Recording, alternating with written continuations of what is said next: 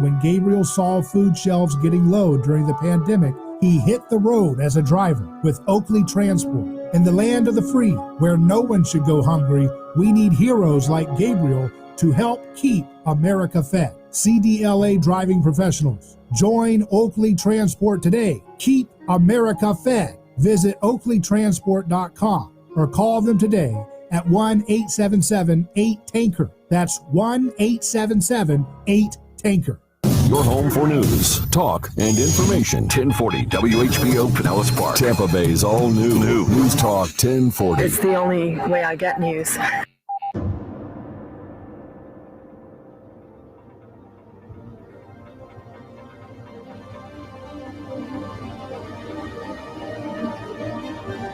From the heart of Central Florida, you're listening to the most electrifying show in media. A Neighbor's Choice.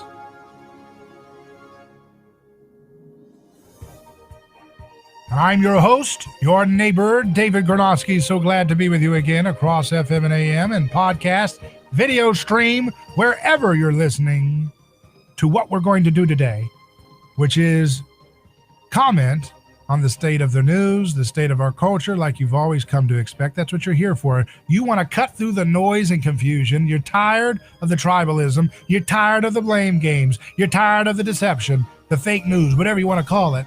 And you've come to the right place, A Neighbor's Choice, because you know we're gonna break it down neighbor to neighbor. That's what you've come to expect. You know that's what you're going to get. So with that in mind, I have to tell you, I just came back from my first attendance of a CPAC event. It was an interesting experience. I didn't have any real expectations going in. I did think that I had this belief that, I don't know why, I just felt like maybe Trump would bring out a new kind of presentation of his persona. Not a total transformation, but just kind of a 2.0, a sequel to his traditional speeches he had been giving on the campaign trail while president and so forth. We didn't see that yesterday. I think we saw kind of a lot of the same stuff that he typically says. I was there in the media section covering the event for this show and for outlets that carry my editorial work, and just trying to be a fly on the wall, trying to observe what is the CPAC experience. It was, of course, a different kind of setup because of the virus and all that, the concerns for that. I saw online that there was an attempt to try to, cancel Hyatt or something like that because of a stage setup. I didn't understand what that was getting into, but of course the left would just look for anything they can to try to say demons, instead of dealing with their opponents and say, okay, what do you have to offer? What is your offer? They don't want to hear it. They look for any little thing that they can try to create a contagion of blame. And the right does this too. And you see that reciprocity at any of these conventions. But, I was there to just kind of see, what the lay of the land of the conservative industry looks like, and just try to be a fly on the wall to make comments on how things are going on. So we can get into that. And of course, you can comment on our YouTube stream or Facebook stream, wherever you're watching, if you're watching video, and I'll try to get to your questions if you have a question about something that happened at CPAC, and I'll try to give you my perspective on it. A lot of different things going on at the event. I didn't get to catch it all. From my perspective, and maybe I have a bias here because you know that I talk a lot about our justice system on this program. I believe that the way human beings treat those who are cast away, why do we cast people away? That's a good question. Do we cast them away for good reasons, like they're murdering people or trying to assault people? Well, maybe we should cast someone to a place where they're not going to be able to harm people if they're doing that. But for everything else, nonviolent crimes, things like that, there needs to be a conversation about why we cast people away so much. Why do we do that? What does it provide for us? Does it provide for us unity? Does it make us feel better than others? Does it make us feel safe at night in an artificial sense?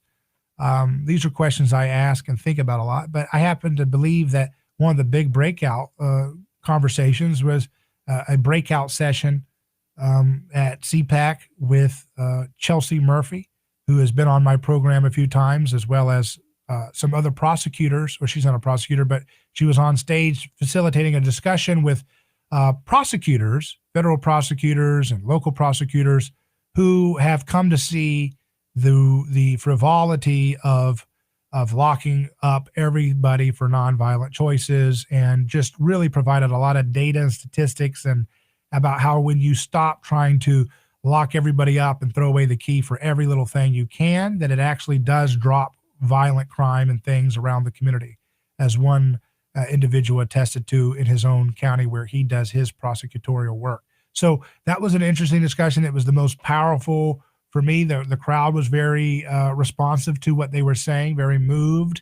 There was another panel in the main session room later that dealt with this issue as on the question of whether it is a winning issue from an electoral standpoint. And they had Doug Deason and some other folks on stage talking about that. But really, I believe that is the future.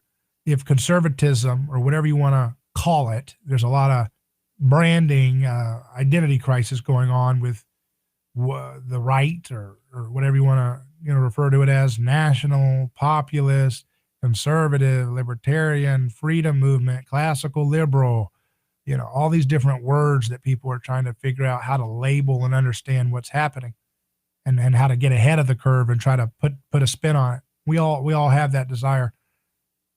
Whatever it was, I thought the energy is really with folks who are dealing with the forgotten among us, the outcasts. And that starts with prisoners. And it also starts with soldiers.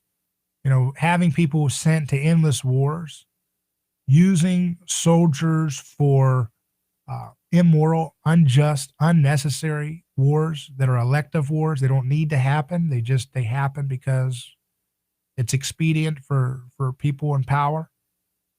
That's a disgrace to treat anybody that way who is willing to put on the uniform and go and risk their life because they believe that their nation is only going to call them towards things that are actually necessary, like self-defense, not just police actions around the world.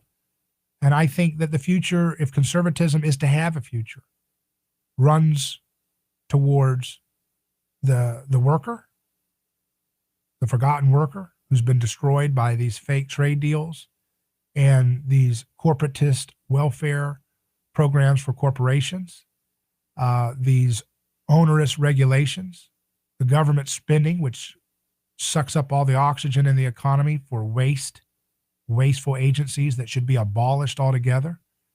So I think the soldier, the worker, and the prisoner are at the heart of the future for conservatism if they want to remain relevant. And those things were touched about in different ways. They were talked about in different ways in the course of events around CPAC and the conversations that I heard. But it wasn't all everyone's focus. And, there's an identity, there's a soul searching that the right does in these times, trying to figure out where the brand, trying to put their, finger in the air and see where the winds are blowing, where the crowd's going. And, there's always a lot of mimetic stuff in that, and we can get into that. But ultimately, I do think that we have to push people towards a view that is consistent with Christianity. And there's a tendency within the right to just totally react to whatever the left is doing. They do this, so we don't like that. They do it this way, we do it that way. They make a movie, so we're going to make a low quality movie too. And all this stuff, it's just reacting. That doesn't mean you're the leader in that case. And if you're just looking to what the left is doing and then you're reacting, doing the opposite, you're still owned by what the left is doing. If you take your cues, even if they wear a yellow shirt, so you say, I'm not going to wear yellow ever again, well, then you're still controlled by what they do, aren't you? You're not really a leader, are you? And that goes for groups. That goes for movements and culture, like what conservatism says they want to deal with. They make Hollywood, so we'll make independent films that have horrible writing and horrible dialogue and horrible things. This is a problem that's been going on for decades and decades in conservative circles. And that's why, we're in the world, but we're not of it. I'm in these different worlds, but I'm not of it. It's not my thing. I want to know the big picture questions. Like, forget about who's going to be elected. Why are we going into these wars forever, no matter who we elect? We elected Trump to end the wars. He couldn't quite end them. We elected, people elected Trump in 2016 to end the wars. He didn't do that, did he? He was supposed to, really take it to China. That didn't turn out exactly like it was supposed to. He was supposed to, be able to take a real challenge to the establishment. And in Trump's speech, you could see he did a détente. He did a truce with Mitch McConnell. And I was thinking about that. When Ron Paul was running in 2012, he never did some truce thing. I didn't really see it. I mean, I guess he did it a little bit with Mitt Romney during the debates where they didn't really attack each other for a little bit. But you never saw Ron Paul just kind of, oh yeah, Mitch McConnell, I'm not going to say anything critiquing him. He kind of stuck to his guns. He did. And there's this idea, I think, that, well, if you're going to be tough, you have to be crass and name calling. That's not necessarily true. You could be tough and principled and stand up and speak out against what people are doing and what their actions do without being cheap and petty and just, tit for tat name calling and things like that. And I think Ron Paul modeled that when he had a lot of political capital. And of course, you can critique a lot about what, how he did it or what he did, but ultimately, he showed that you can stick to your guns and you don't have to cave in and say, oh, I'm going to call a truce for Mitch McConnell. I mean, Mitch McConnell doesn't represent anything about, where people need to go in this society in terms of policies and philosophy and the way we treat our neighbor. That kind of transactional approach, it's not about him as a person. It's just what he represents as a symbol. That's not anywhere that's going to help us. And making deals, with someone like that, ultimately, I think kind of discredits the outsider image that Donald Trump, ran on originally. How can you be an outsider when you're a politician making deals with Mitch McConnell all the time, even after all the things that Mitch McConnell has done consistently? Again, whether you agree with his policies or not, Mitch McConnell is an embodiment of everything that's going wrong with D.C., which is statism, debt, not a concern for empathy for the human person, but rather just calculation, constant calculation, constant Machiavellianism, constant war, constant corporatism, constant nonsense. We don't need that. We need to get out of politics completely. That's why I'm a political atheist. I don't believe in the gods of the state. I reject them. And for some Christians, that's more scary than being a theological atheist. A political atheist is more intimidating because it's like, whoa. So maybe we need to stop our assumptions that we can solve things politically. Maybe we need to look beyond the conventions of politics. When you go to a convention, whatever it is, people are looking to be, they want, the word, they want to get connected, right? They want to connect, they want to meet. But ultimately, they're looking for meaning, they're looking for purpose, they're looking for transcendence outside of their mundane lives. But they can't find it there. You won't find it, no matter what the convention is, whether it's a sewing convention or a car convention or a political convention. You won't find that transcendence that we're ultimately in search of. We won't find that peace, that unity that we want, that belonging that we crave when we try to find a tribe and subsume our identity with it. Ultimately, we got to go further than that. Ultimately, it involves putting our skin in the game, being aware of our blind spots, being aware of how we scapegoat our rivals for things that we may have a play and a part in manifesting ourselves. And when we do that, we're then able to move outside of the false song of politics, outside of the false song of statism, and rediscover our birthright of freedom. We'll take a quick break and return live on A Neighbor's Choice. Who is your neighbor? Dave and Wally are team drivers for Oakley Transport. One day, they came across a very serious accident on the highway. Some might pass on by, but Dave and Wally saw there was no time to waste. They jumped into action and saved 2 people's lives with moments to spare. That's the kind of courageous love we need more of today. It reflects the respected culture Oakley Transport develops with their driving professionals. CDLA licensed drivers. Join Oakley Transport today for a rewarding career. Visit oakleytransport.com.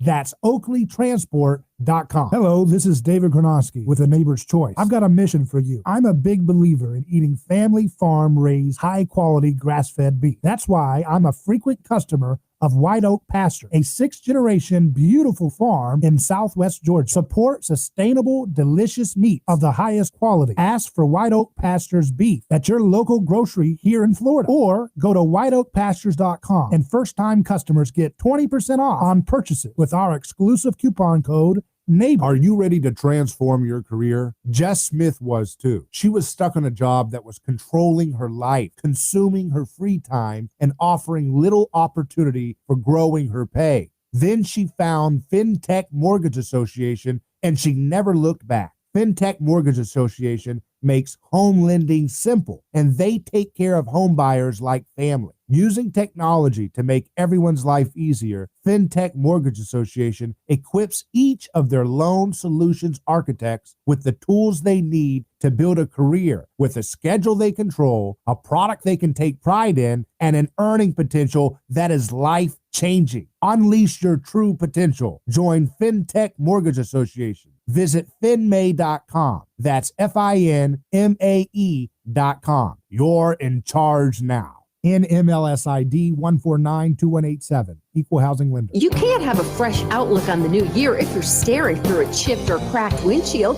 Autoglass America will fix it and give you up to $150 cash back to help pay holiday bills. With qualifying insurance, we'll come to you with mobile service and install a premium quality replacement with a lifetime warranty at no cost to you. Get a great outlook on the new year with a new windshield and New Year's cash from Autoglass America. 813-96-GLASS. 813-96-GLASS.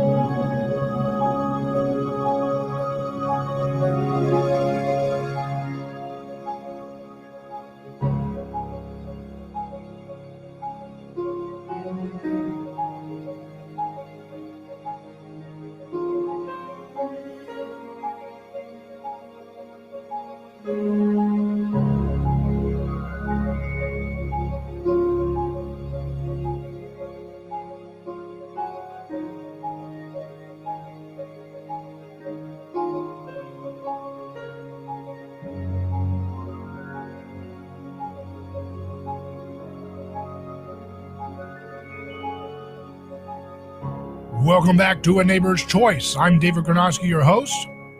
I'm so glad to have you with me.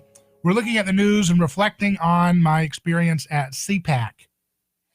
So I didn't think that Trump really brought a lot of new stuff to the table. He commented about some things. He had some funny one-liners, and you just see, and what can, from his perspective, he's had a lot of setbacks lately, that are pretty demoralizing for anybody, no matter whether you like him or not. There's no doubt that he's been through a lot. And see, what the media does is they try to dehumanize people.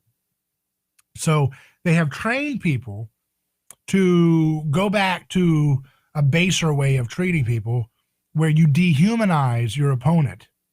And so the villain for much of the media is Trump and anybody like Trump who has policies that they find to be a threat to their corporate clients and so forth. And so therefore they want to do everything they can to maximize your hatred and dehumanization of that person so that you never can even imagine what it's like to be in their shoes. And that's something that I just refuse to participate in. And that goes for folks on the left as well. I refuse to just, all my problems are just Nancy Pelosi's problems. She certainly has a tremendous amount of power. She certainly has a sycophantic press that covers up for every little thing she does. And so does Biden. They covered up completely the horrible stuff that was coming out about what his family was involved with. I mean, think of it, the crass, the disgusting, repulsive notion that this is a man who votes for a war that we shouldn't have been in Iraq, and then has his brother make money off of homes that are to be built in the rubble that Joe made happen. I mean, think of that. That is sick. And here he goes off again. I thought it was a poignant thing that the right, supposed to be the designated villains, and I have a lot of critiques that I can level at the right, okay? So I'm not playing the game here. But what I'm telling you is the media has told you, the corporate media, they have told you that there is a designated villain class. But, you know, I heard the biggest applause lines, some of the biggest applause lines in that CPAC thing, and I didn't see it all, and I know there was stuff that I would totally disagree with that got big applause lines too. But ending wars got a huge applause line in the conference. Criminal justice reform stuff got a big applause line.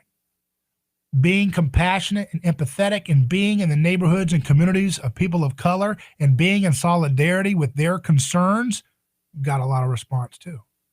And yet we were told, no, nothing to see here, nothing but evil in that room, nothing but evil in that room. That is a desperate and failed hegemonic ideology when the left acts like that. That is a desperate and failed, weak religion when you cannot stand and see.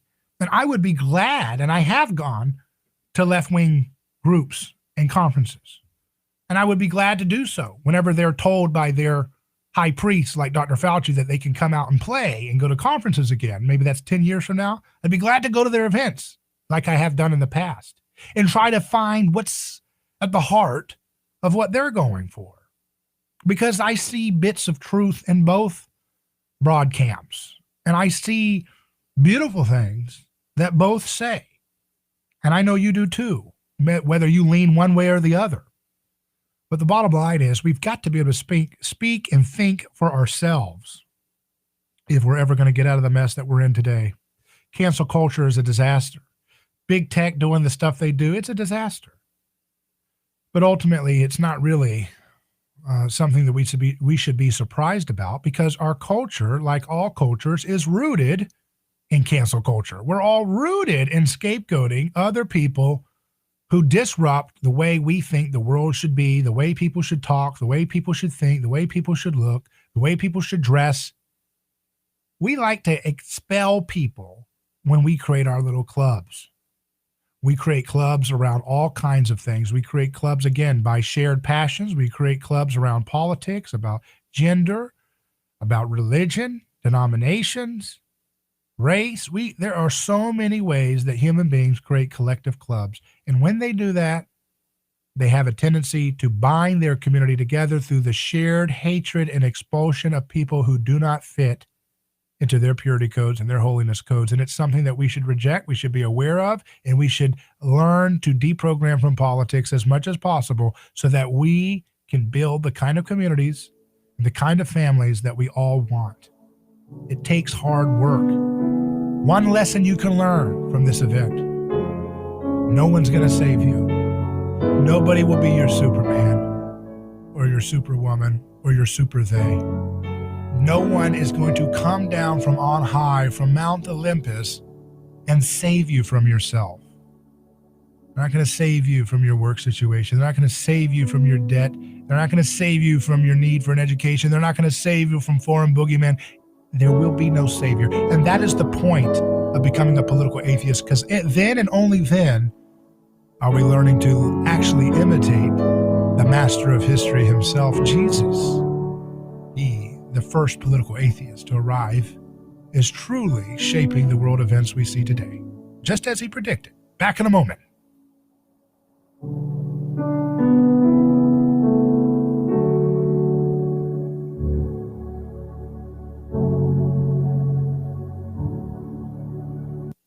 Politics these days are just that, politics. Pathetic discussions about things that don't matter, while the pandemic, crime, and economic disparity march on. That's why you need a balanced approach to news, business, and entertainment in the state of Florida. That publication is newstalkflorida.com. Whether it's the White House, the courthouse, or your neighbor's house, News Talk Florida has the sources, articles, video, and audio that will be a must daily check-in from your laptop or mobile device. Take a look at newstalkflorida.com. Today's news and entertainment with a Florida slant. The COVID relief bill passed by the House without Republican support, now in the Senate where it could pass without a single Republican vote.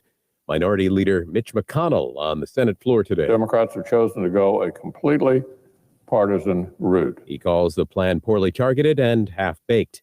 And then there were three, the Johnson & Johnson COVID vaccine joining vaccines from Pfizer and Moderna in the race to vaccinate America from COVID-19. Shipping today promises of 100 million new doses by the end of this summer. New York Governor Andrew Cuomo has authorized an independent investigation after a second woman accused him of sexual harassment. Cuomo apologized and said his comments were misinterpreted as an unwanted flirtation. Former French President Nicolas Sarkozy found guilty of corruption and influence peddling, sentenced to a year in prison. The court said the 66-year-old politician is entitled to request to be detained at home with an electronic bracelet. I'm Dave Packer, ABC News.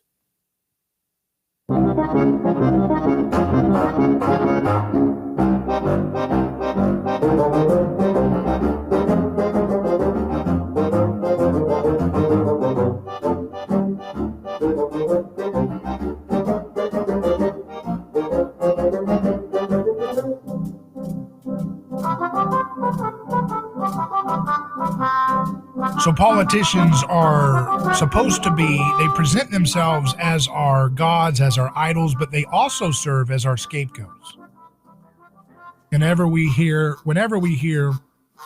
the rare situation where a politician is arrested or put, indicted or whatever, it creates a sacred aura around that event. That's because politicians are serving a ritual role that's very close to the original, foundation of government, which was the ancient way of keeping order through hierarchy, and by having people who you could be your leaders that you could also praise and worship, but then also condemn and castigate when things go wrong, when people are stressed, when people are envious at each other, when people feel like there's no hope. They say, hey, I don't feel right. Somebody should be paying for this. Who is it? Oh, it's that person. So the news that broke, of course, today, that Francis Sarkozy, convicted of corruption, sentenced to jail, is what the AP says. A Paris court found French former President Nicolas Sarkozy guilty of corruption and influence peddling on Monday and sentenced him to a year in prison. He can ask to serve that time at home and also plans to appeal. The 66-year-old, who was president from 2007 to 2012, was convicted of trying to bribe a magistrate in exchange for information about a legal case in which he was implicated. He will remain free while he appeals, but it was a blow to the retired politician who still plays an influential role in French conservative politics. It's not the end of his legal troubles either. He faces another trial later this month and is also under investigation in a third case. The ruling marks the first time in France's modern history that a former president has been convicted of corruption and given a prison term. His predecessor, Jacques Chirac, was found guilty in 2011 of misuse of public money during his time as Paris mayor, not considered a corruption offense, and was given a 2-year suspended prison sentence. The court said Sarkozy is entitled to ask to be detained at home with an electronic bracelet, as is the case for any sentence of 2 years or less. So every time you see this stuff, it creates kind of a semi-catharsis, look, somebody corrupt got something. But then there's the mirror side of it, which says, well, hey, why is it a conservative politician? How come the left-wingers aren't getting, brought down for all their corruption too? So it's a impartial resolution. There's no agreement that, the bad guy has been defeated. And furthermore, if I'm not mistaken, I believe that Sarkozy, didn't he have a role in going after Libya and destroying Gaddafi and the whole thing? And of course, Gaddafi was a scapegoat king. He was a hero of the people. He was lauded in terms of the Libyan people. He was even supported and armed by the same people that many people in America voted for, like Hillary Clinton and Bill Clinton and the Bushes and McCain. And then all of a sudden, he does something wrong. He runs afoul, and bam, he's out in a very vicious way. And it wasn't just about him. It was about the chaos that was unleashed in Libya, which in the region was a relatively prosperous country with a lot of progressive things that other countries in the region didn't have. Not that it's perfect. Not that this guy should have been, lauded like Clintons and Bushes did many years before they turned on him like mobsters, but that he was a sacrifice as well, right? So he was a sacrifice. And at the same time, I think of Sarkozy leading the way, I believe. And you can correct me if I've got this incorrect in my memory, but I believe it was Sarkozy and his interests that were leading the charge, that Obama, like a follower, like a mimetic follower, just going along, okay, the world community has spoken. Yes, I'm such a hero. I was talking about stopping the moon and the sun rising when I come back, and the waves will swim forward and they'll usher in a new time, which means, oh, they told me I need to go help them loot Libya. Okay, sounds great. Sounds like hope and change. Yes, it's exactly what we were looking for, right? And so that's what you get. You get, what a destruction, what a disgrace, what a blight on humanity. And that bothers the left because they knew he did this stuff, Obama, and they voted for him again. And they knew that Biden was all about this stuff, and they voted for the guy again. And that guilt has got to eat them up because their whole conception of themselves is that they are on the right side of history, that they're moving history in progress towards a place on high through their elected offices and the things that they accomplish. Slowly but surely, they are making the world a better place. But all I see is a trail of bodies. I see a trail of victims. I see a trail of abuse and corruption and theft and mass incarceration and mass bombing that is disgusting and a blight against humanity. And they know it. We know it. And it's not right. It's not good. We shouldn't let that stew. We shouldn't let that become something that people project onto their neighbors and say, hey, you know what? All this bad stuff, all these wars, it's those other people. It's those Democrats or those Republicans, whoever it is that you hate. They're the ones creating all this misery, this loss of life, this carnage, this broken families.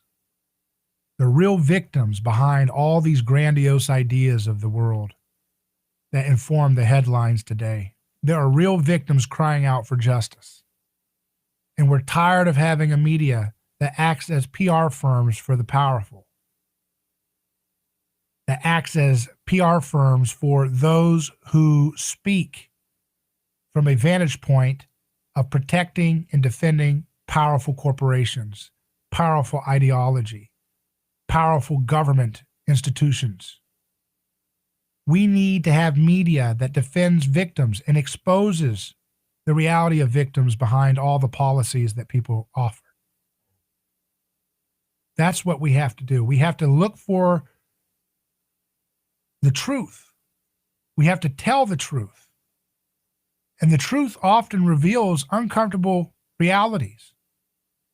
That when you vote for things like wars, if you know that Obama was going to war and yet you've still voted to re-elect him to do more of that carnage, then how are you able to live with yourself as a decent and moral person? You know that elective war is immoral. So why do we sign on for it again? And the same with when Biden came in. You knew his record of mass incarceration. You knew his record of mass bombing and drone strikes, harming innocent civilians. How many years has he been in office? And how many wars has he signed up for when they told him to vote for war? Every time. And people know that. And they still have this fragile conception that they somehow are humanitarian, that they somehow stand for unjust persecution. They stand against unjust persecution when it's the opposite. We have got to stop falling for slippery words, for words that are based on creating this false sense of reality. I saw the trailer, what was it, for Bruce Springsteen and Obama doing a podcast. And if you watch the trailer, you'd say, my goodness, these guys are just wonderful, average Joes. I mean, goodness, they're just like me. And of course, we can see that, right? Having concern for our neighbor allows us to step in and say, hey, I see the goodness. I see some things there. But wait a second. Why are they packaging people, especially with Obama, as if he's just an average Joe, he's done nothing wrong? We should emulate him. And wait a second, should we emulate this man who, when given power and a sycophantic press, used it to go along with the interest of giant corporations exploiting our labor, who goes along with the interest of mass incarceration, does nothing to liberate people like Alice Marie Johnson, who languished in prison year after year after year after year after year? With him having one pen, he could just take one pen and sign her name for clemency as she asked and begged for as a grandmother, and he did nothing. While she slept on an uncomfortable metal prison bed, he slept in fine linen at the White House and got all the praise of being the justice hero of the world, and he did nothing. And we're supposed to be told that that's the kind of person we should emulate? That's the kind of person our children should look to as a role model? Our country is upside down. This is not what we should exalt. It doesn't mean that Barack Obama is irredeemable. No, they can call people irredeemable. We don't do that. The image of God is in every human being, and same with Barack Obama, but he is not a role model that should be celebrated by a media that wants to tell the truth about the victims of this world. He is an example of what the status quo is all about, pretending with pretty words to be a change agent, but doing nothing but perpetuating the rotten status quo. Endless wars, endless drone strikes, endless welfare for corporations, endless exploitation of our labor. We've had enough of this nonsense. And it's on the right too. But the right doesn't have 99% of the media and big tech covering for them and constantly gaslighting on behalf of their lying narratives. So their lying narratives are often more easily seen because they don't have the media apparatus to just sell every day. They don't get to have Bruce Springsteen with nice Hollywood production values for their podcasts when they get out of president. They get deleted off the face of the world like Donald Trump was when he exited his presidency. They turned Donald Trump, because of his crass language and mistakes that he made and different things that they hated, they turned him into number one, extremist, fascist of the world. Meanwhile, he did less killing of innocent life than Barack Obama did. But you wouldn't know that because the media is sycophantically devoted to the ideology that Barack Obama and Joe Biden represent. And don't get us started on Joe Biden. We know that is a sad situation. That man needs to be left alone. Give him some rest. Guy's telling people to put on a mask, and he walks around up to people without his mask, and then he's like, "Oh, mask," and he's running around. And I know how it feels, I mean, I'm a lot younger than him, and I get tired sometimes. You do interviews and you do shows and you do social interactions, and that stuff is draining even more than physical labor sometimes. So I understand, having the cameras in your face, Joe Biden, but hey, you know what, Joe, it's okay. Can you stop? Do you have to be like Gollum and sell out your heart and soul to the ring of power? Can you just step down, Joe? You've done enough. You've made enough money. Don't make a fool of yourself, Joe. And watch out for Kamala. Be careful. Because she's hungry and she's ready to go. She wants power. This is a woman who will laugh as she arrests people.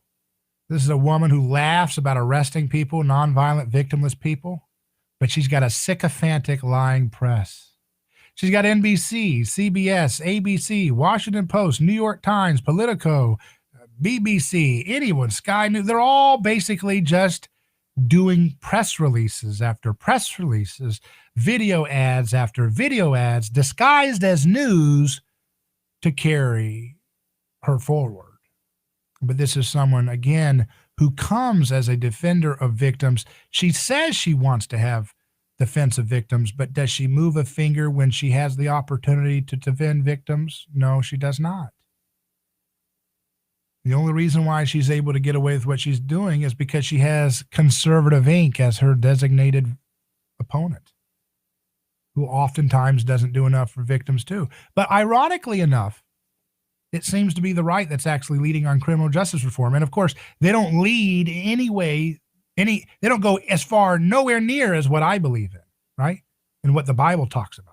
They say they're for the Bible on the right, but they don't go nearly as far as what Jesus would actually do with dealing with neighbors caught in addiction, caught in vice, caught in problems that can cause social issues in terms of no victim, no crime. That's what we believe.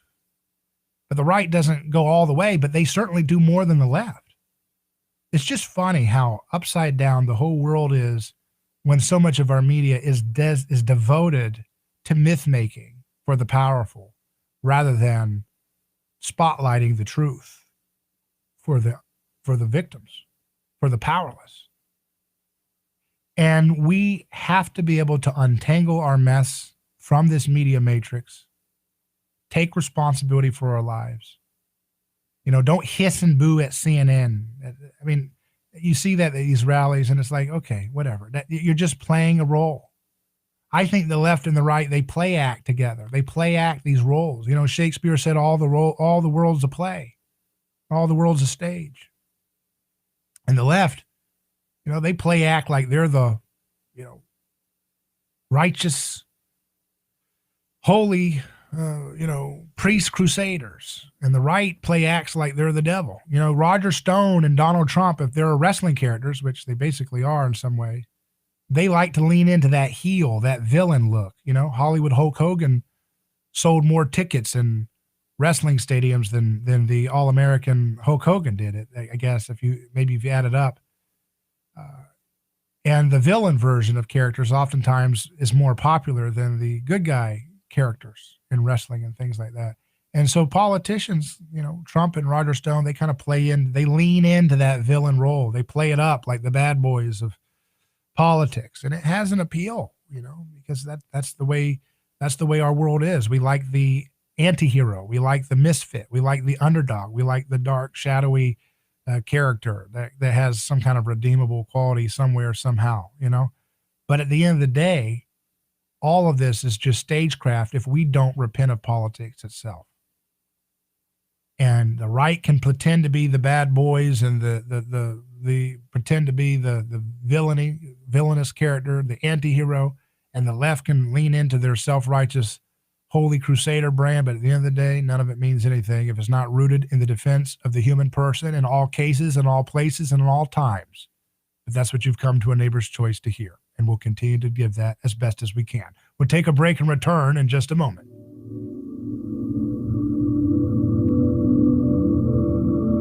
David Gronowski here. Let me tell you about a man named Gabriel. Every day, Gabriel puts on his boots and drives across America to make sure our store shelves stay stocked with the food people count on. See, Gabriel served our country overseas. He knows that America stands for freedom, quality, and caring for others the way we would like to be treated. That's why when Gabriel saw food shelves getting low during the pandemic, he hit the road as a driver with Oakley Transport. In the land of the free, where no one should go hungry, we need heroes like Gabriel to help keep America fed. CDLA driving professionals. Join Oakley Transport today. Keep America fed. Visit oakleytransport.com or call them today at 1-877-8-TANKER. That's 1-877-8-TANKER. Hello, this is David Gronowski with A Neighbor's Choice. I've got a mission for you. I'm a big believer in eating family farm-raised, high-quality grass-fed beef. That's why I'm a frequent customer of White Oak Pasture, a 6th-generation beautiful farm in southwest Georgia. Support sustainable, delicious meat of the highest quality. Ask for White Oak Pasture's beef at your local grocery here in Florida, or go to whiteoakpastures.com, and first-time customers get 20% off on purchases with our exclusive coupon code NEIGHBOR. Are you ready to transform your career? Jess Smith was too. She was stuck on a job that was controlling her life, consuming her free time, and offering little opportunity for growing her pay. Then she found FinTech Mortgage Association, and she never looked back. FinTech Mortgage Association makes home lending simple, and they take care of home buyers like family. Using technology to make everyone's life easier, FinTech Mortgage Association equips each of their loan solutions architects with the tools they need to build a career with a schedule they control, a product they can take pride in, and an earning potential that is life-changing. Unleash your true potential. Join FinTech Mortgage Association. Visit finmay.com. That's FINMAE.com. You're in charge now. NMLS ID 1492187. Equal housing lender. You can't have a fresh outlook on the new year if you're staring through a chipped or cracked windshield. Autoglass America will fix it and give you up to $150 cash back to help pay holiday bills. With qualifying insurance, we'll come to you with mobile service and install a premium quality replacement with a lifetime warranty at no cost to you. Get a great outlook on the new year with a new windshield and New Year's cash from Autoglass America. 813-96-GLASS. 813-96-GLASS.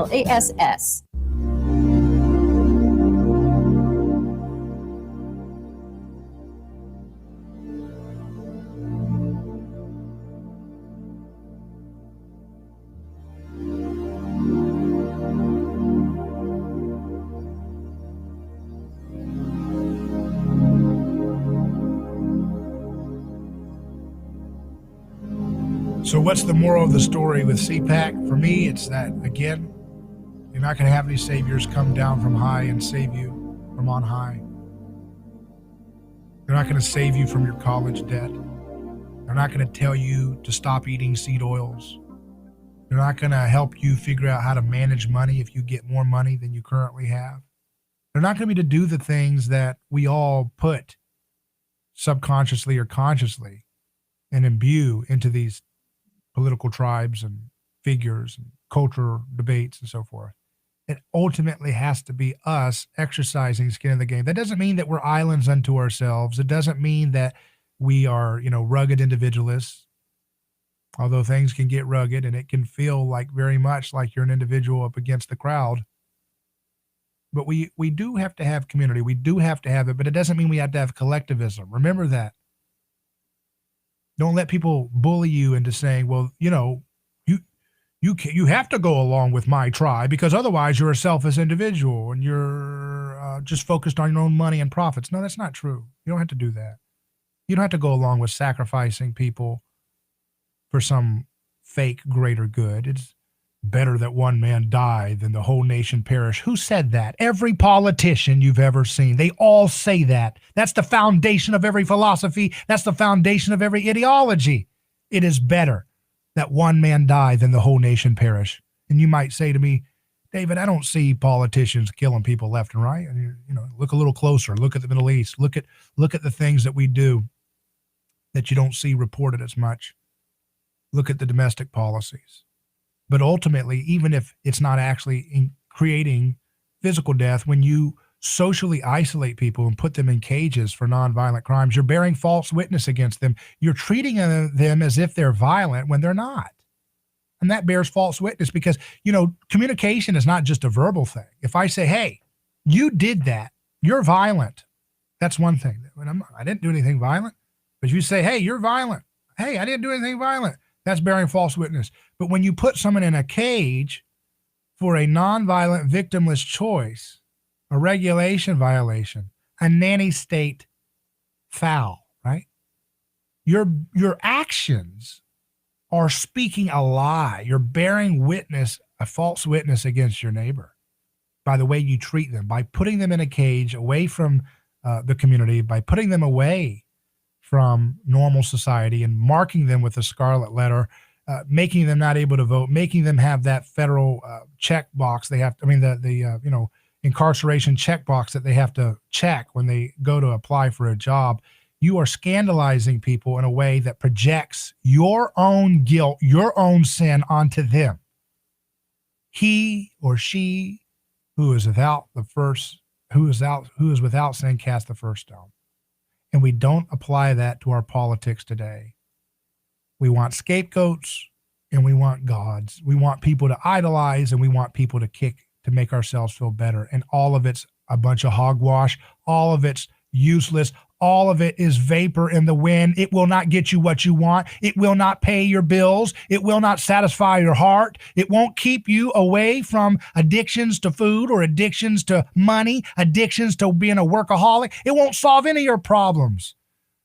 To scandalize Biden or scandalize Trump or whoever it is that you feel is the monster, it won't make you feel better or for one moment, really. Maybe for a glimmer you'll have it, but it won't last.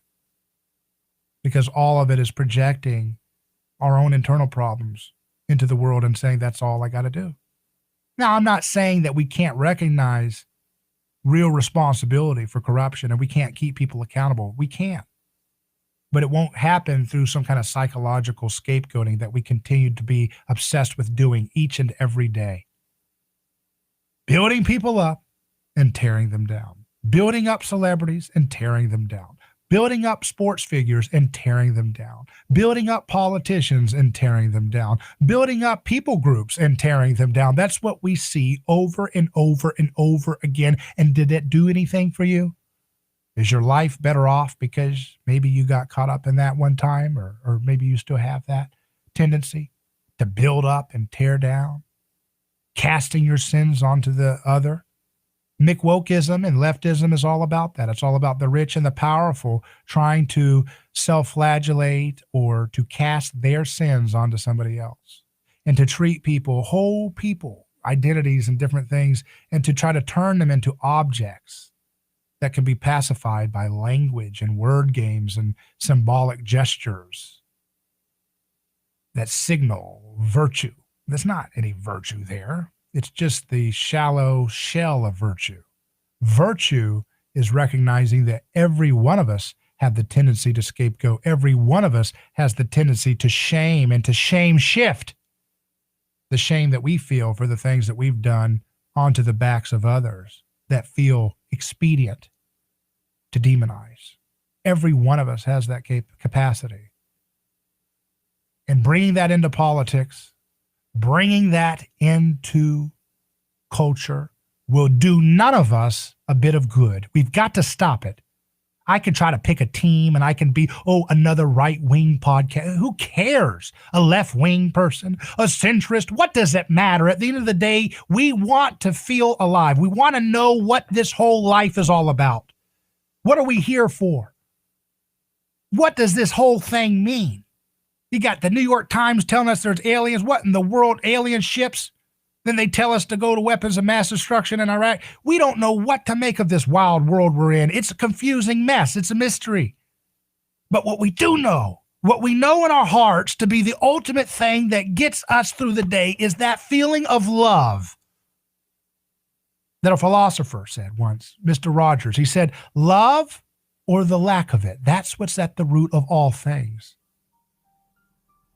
And that love is what will bind us together when we slowly but surely get out of our ideological and theological blinders and all of our biases and our prejudices and all these different things that the media keeps stewing us into because they're just a symptom of who we all are as well. When we can move away from that, bear the burden of the mystery of life, the paradox of life, and love the way we are loved. Love our neighbors as ourselves. If you don't love yourself, you won't be able to love your neighbor in a healthy way. If you don't love yourself, you won't be able to treat your neighbor with the proper respect and dignity that they deserve. You'll just fall apart.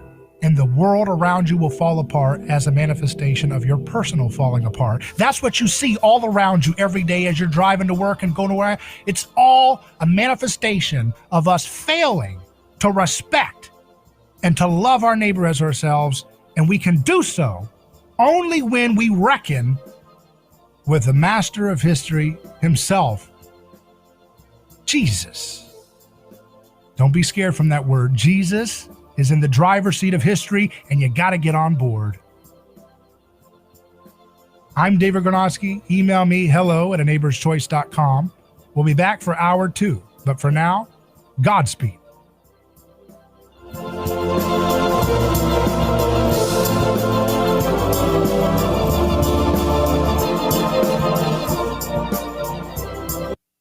Your home for news, talk, and information. 1040 WHBO Pinellas Park. Tampa Bay's all new News Talk 1040. It's the only way I get news. From ABC News, I'm Dave Packer. Republicans say they're watching from the sidelines as the Democratic-led Senate pushes through President Biden's $1.9 trillion stimulus bill. Senate Minority Leader Mitch McConnell on the floor, lamenting that Democrats have chosen to go a partisan route. Even famous liberal economists and liberal editorial boards are saying their half-baked plan is poorly targeted to what families need. The bill, including $1,400 stimulus payments to most Americans, but the federal minimum wage hike appears to be out. The first doses of the newly authorized Johnson & Johnson vaccine shipped out today should be going into arms tomorrow. It's a slow start, 3.9 million doses off the bat. White House COVID-19 response coordinator Jeff Zients. We know that J&J distribution and delivery will be uneven across these early weeks in March. And the company expects the delivery to be predominantly in the back half of the month. But predicting 20 million doses by the end of the month and a 100 million dose arrival by the summer.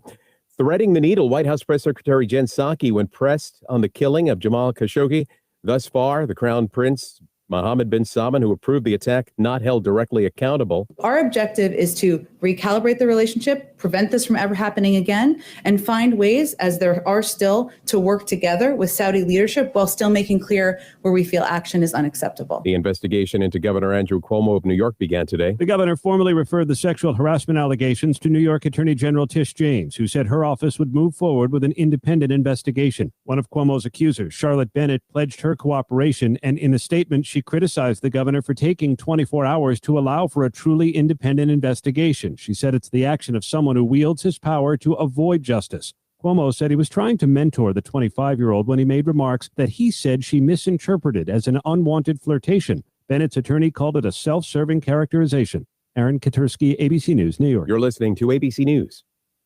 Finding great candidates to hire can be like, well, trying to find a needle in a haystack. Sure, you can post your job to some job board, but then all you can do is hope the right person comes along, which is why you should try ZipRecruiter for free at ZipRecruiter.com/work. ZipRecruiter doesn't depend on candidates finding you. It finds them for you. Its powerful technology identifies people with the right experience and actively invites them to apply to your job. You get qualified candidates fast. So while other companies might deliver a lot of hay, ZipRecruiter finds you what you're looking for. The needle in the haystack. See why 4 out of 5 employers who post a job in ZipRecruiter get a quality candidate within the first day. ZipRecruiter, the smartest way to hire. And now you can try ZipRecruiter for free. That's right, free. At ZipRecruiter.com/work. That's ZipRecruiter.com/work. ZipRecruiter.com/work. A California plastic surgeon, Dr. Scott Green, in trouble for logging on to a traffic court Zoom trial while in the operating room. ABC's Will Reeves. Dr. Green has not yet responded to requests for comment. The reason anyone could see any of this happening is that these trials are legally required to be open to the public. And because of COVID, the whole thing was broadcast live on YouTube. Comic-Con is going virtual again for 2021. No big crowds gathering this summer to hear the latest from the stars of their favorite geeky movies, TV shows, and other projects. San Diego Comic-Con, the massive pop culture festival held every summer, will go virtual again. Organizers announcing that, like last year, this year's event will be an online experience. Because of the pandemic and because of limited financial resources, it'll be cut from 4 days to 3. But Comic-Con International says it'll try for a small in-person 3-day event in November. Not a whole lot of details on that yet. Jason Nathanson, ABC News. Hollywood. And water problems are persisting across the South after the winter storms. This woman lives in an apartment complex in Houston. Very frustrating. Everybody's apartment is filthy. We have to get water. They don't maintain the pool, so we have to get algae water to flush our toilets. Parts of Jackson, Mississippi also without water, and officials there say they still don't have a timetable for when it will be completely restored. This is ABC News. Hello, friend Pat Boone here. Silver is creating lots of excitement. So I call my friends at Swiss America to get the scoop on whether this silver opportunity is for real. What I discovered blew my mind. It's all covered in a new silver report from Swiss America, which explains why silver prices cannot stay at this level for very long. Call 800-289-2646, 800-289-2646. Get a free copy of the Silver Report now. Dave Packer, ABC News. Who is your neighbor? Dave and Wally are team drivers for Oakley Transport. One day, they came across a very serious accident on the highway. Some might pass on by, but Dave and Wally saw there was no time to waste. They jumped into action and saved 2 people's lives with moments to spare. That's the kind of courageous love we need more of today. It reflects the respected culture Oakley Transport develops with their driving professionals. CDLA licensed drivers. Join Oakley Transport today for a rewarding career. Visit oakleytransport.com. That's oakleytransport.com.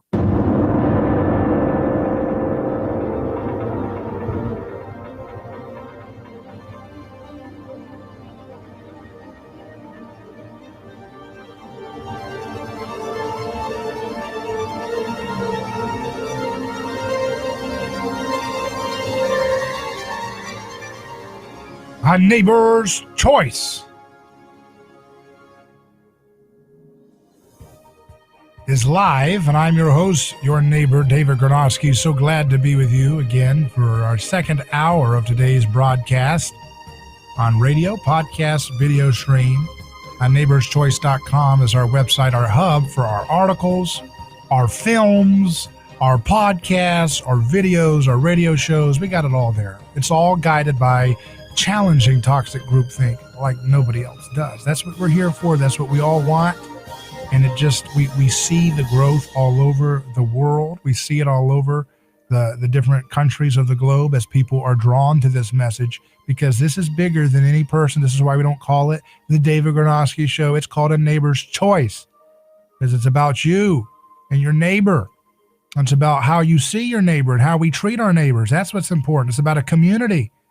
The people who are tired of nonsense. They're tired of turning on the radio or turning on the podcast or turning on television and hearing hate and division and this person's bad and that person's bad. We are tired of this.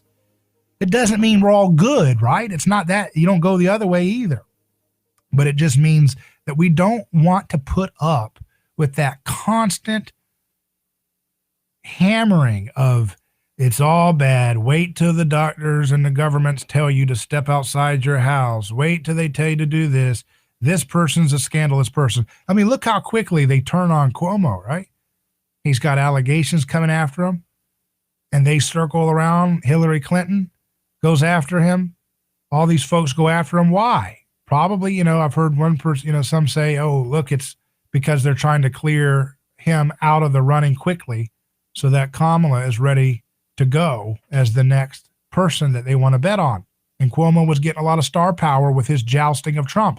But when you have no moral principles, all you care about is power, which is what the corporate press seems to be stuck on being for, power, power, power in the name of victims, but always oppressing victims, then it's just part of the game. Politicians and press, they're just going to turn, okay, we use you to fight against Trump. The moment you're not helpful, throw them away, right? And these politicians, they get caught up in this because they live by the sword and then they die by the sword of accusation. You see? Cuomo lives by shame shifting and blame shifting and trying to take credit for things that he didn't do and shoving people into nursing homes, and he's got accusations of this and that and this and that. And who knows how to sort through it all. I don't pay attention to those details. There's a million talk radio people and podcasters and stuff that will go through all the details. It's not interesting to me. What's interesting to me is the bigger picture of how we build up these people and cast them down. And that's how people do politics. That's the nature of it. And they think that's the only way they can solve problems.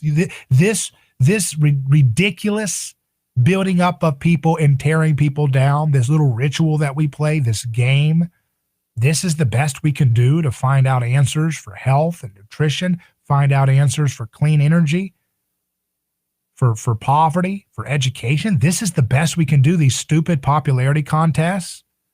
What a disaster to spend so much time and energy trying to make this stuff work. We could do so much together if we would just leave this stuff alone and work on the things that we can be affected, that we can actually affect. We can affect our health. by getting rid of toxic seed oils. Look at your labels of the ingredients you eat. Stay away from those vegetables. That's a real low-hanging fruit, but it's around everywhere. And you can get those out of your life today, and it'll make a big difference in your health from the science, from what I've seen. Get rid of the seed oils. Look in the packages on the ingredients for the spices that you use, the seasonings that you use. Look at the processed foods, crackers, and even things that they're keto stuff, low carb things. They'll package that as health food, but it's got soybean oil or corn oil or safflower oil or palm oil. Now, coconut oil is pretty good because it's a saturated fat, but those other ones are polyunsaturated fats, and they have levels of these seed oils that make these things toxic to our cells. Now you say, hey, you're a radio guy. You're supposed to talk about politics. Why are you talking about that? Because I am tired of being stuck in a two-dimensional world of politics. I want to help my neighbor. And so if I have a platform like a microphone and I hear the truth that is found in the science of what these seed oils are doing, based in all the scientific literature, you look at it and it's clear that these things need to be out of our bodies. That these are the things that drive our hunger and our cravings for carbs and sugars that makes a lot of people have a lot of problems and dysfunctions in their health. And people do keto and things like that, but they don't get rid of the seed oils. And then they wonder why they're always craving carbs or having, hungers and snapping back and gaining weight when they get off of keto and get back to foods, because these things do something to our cells at the mitochondrial level.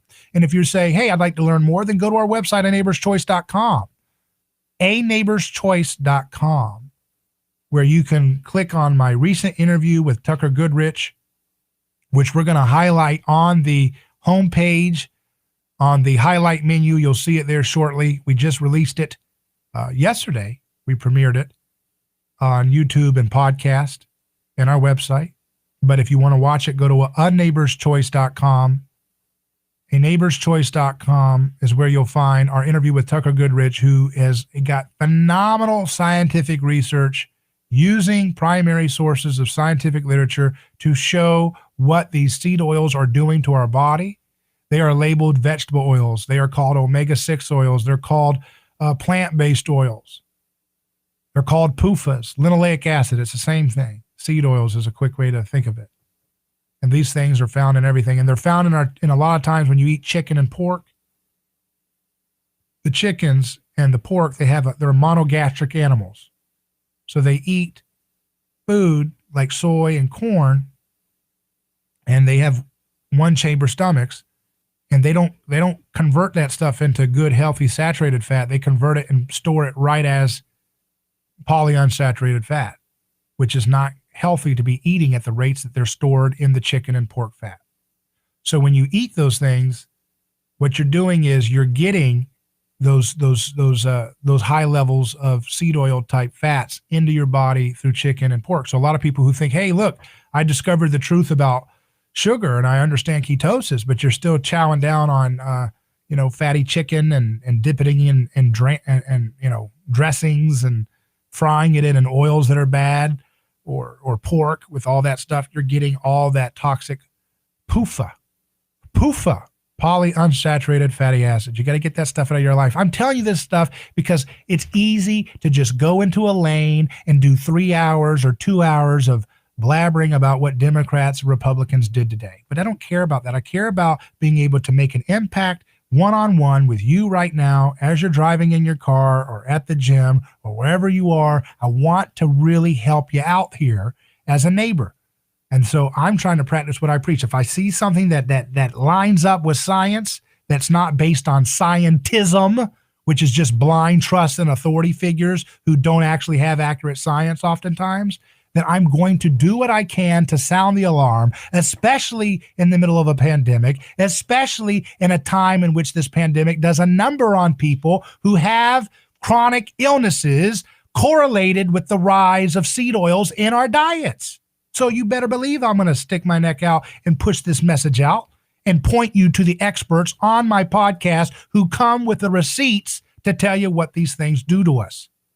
Somebody complained the other day, I had Peter Dobromilski on, who is a trained person who understands the science of what's going on at the mitochondrial level in our cells as it pertains to seed oils. And he went through some charts And that is it's some advanced stuff. But I'm not here for just show business. This is a mission. So I don't care if he wants to put on charts that people don't understand. Go back and rewind it 16 times until you do understand it. Or then go to the Tucker Goodrich interview, which I did right after the Peter interview, where Tucker Goodrich breaks it down in a little bit more conventional language that I can understand and you can understand. But I'm not going to hide science. If the science comes out and Peter Dobromilski wants to present the papers and show the charts and show how mitochondria works, then let it have it. Because you're not going to get this garbage on mainstream media. And you're not going to get this garbage you're not going to get the truth of the garbage of these seed oils on conservative Inc. media. You're going to get it when you have honest conversations with real people who have real concerns and want to empower people with knowledge that can unlock their health and reclaim their mental health, reclaim their dignity, and not let them succumb to the fear of viruses and new things and chronic illnesses. It's about holistic thinking here. This is what I want to start. I don't want to be the guy doing this all the time. It's not about a show for me. It's about kickstarting a message, a kind of a doing of media, doing art this way, taking this information and virally spreading this. I understand the role of crowds. I know what crowds do. Being in media is not a fun thing when you understand the heart of what crowds are for. I know it's a tricky thing. How do you make money off of a media? You see what I mean? How do you make money off of doing media? Because the metric of making money doing media oftentimes is to grow the crowd of your audience as big as you possibly can. But there is a certain threshold in which when crowds become mimetically fashionable, when someone becomes a it figure, that it creates a contagion of people who follow and build that person up into an idol that they should not be built up into. And I recognize that, and I still am doing this media stuff with that awareness. And it's a torturous thing to think about, because I don't want to go down that path. To know it's a cognitive dissonance, to know, hey, what do you have to do to trigger a contagion of support so that you could be commercially successful as a media platform? But how that competes with the truth, telling the truth. Because people don't want to be told the truth. They want to be told convenient lies. They want to be told slop that reinforces. We all do. It's not this group or that group. It's all of us. How do you become a truth teller in the public square and somehow monetize it in a way that can be called successful? That's a tough question. And I'm doing it in the process of trying to figure out what that looks like. You see what happens to people like Jordan Peterson and these talk radio stars and all these people, and you just wonder, how do you do that? And a lot of people tap out a long time ago before they get started, and they just water down the truth, and they play it safe, and they stick to a lane, and they play a tribal character, and they just give the red meat to whoever, left or right, whatever they're placating. And it's just boring to me. Life is too short to do that. I'm not going to use my show to be, let's push this guy into office. When the 2020 thing is, I never told you who to vote for. I never told you vote for Trump or Biden. I did tell you I can't understand how anybody in the world would vote for Biden, because that guy was being propped up 24/7 by a sycophantic state-submitted media. They were carrying that man's water on every level after he had left a carnage path all over the world with his wars and mass incarceration. And so I called that man out, because I don't like it when 99% of the media tells you a lie. And I'll use my media platform to speak out against it. But I didn't tell you to vote for Trump. I didn't tell you to vote for any third party. I didn't tell you not to vote. I have my own opinions about these things, and it can be complicated in how you explain this, because people want answers. They want to feel something. They want to feel like they can have a tangible connection to the world events of their time. And I understand that, and I empathize with that. And they can buy into a political campaign as a means of survival. I heard people at the CPAC thing say, I used to have principles. And then, with things the way they are, now I just want to survive. Now it's just survival. That's kind of the story of humanity, isn't it? We were born with a conscience, but then we think we have to survive. And therefore we have to kind of tone down our conscience and take shortcuts ethically and morally to survive to be a hateful HOA that tries to punish and micromanage other people because I got to get my housing price just another $1 more. For what? That's death anxiety. That's death anxiety. That's death anxiety that fuels so much of the stuff that we do in our ordinary mundane lives. Oh, I got to leverage this. My neighbor can't have their grass this way. My neighbor can't rent it out because if we have renters, that'll drive down the price. And I understand this stuff. But at the end of the day, it's all wind. It's all nonsense.